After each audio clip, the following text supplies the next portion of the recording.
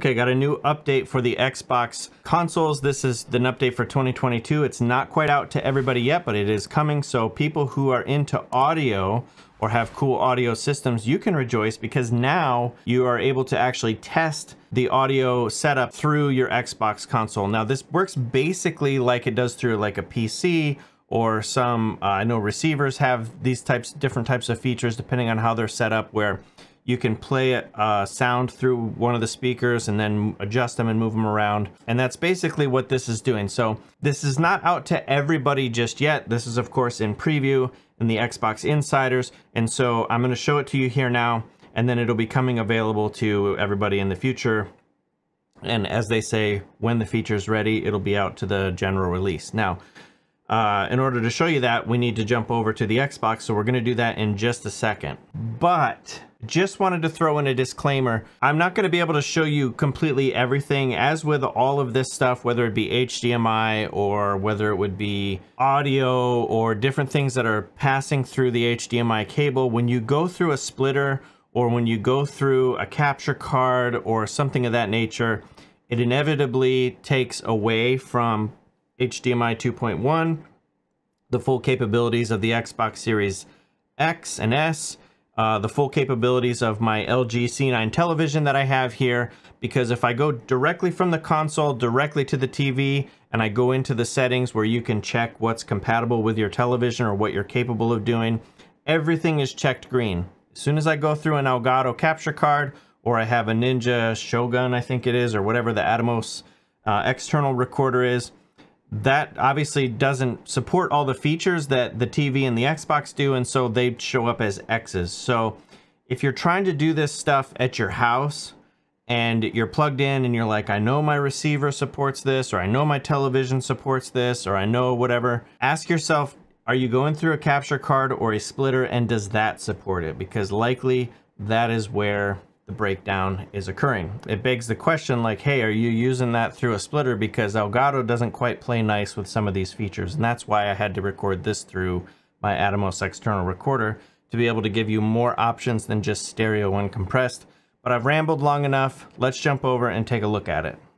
All right, so here we are in the Xbox dashboard. I'm just going to press the guide button and go over here to the settings like we do in all the videos. So we go down here. As soon as we get into the settings, you're going to stay right here in the general tab and go to the volume and audio output.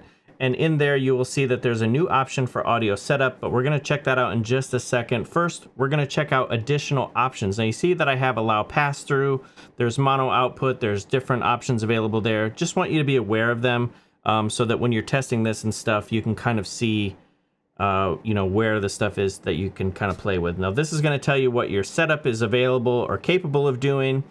You can see here that I have stereo 5 and 7.1 uncompressed. And if I come up here to audio setup or test audio setup, you can see I have those three options available to me.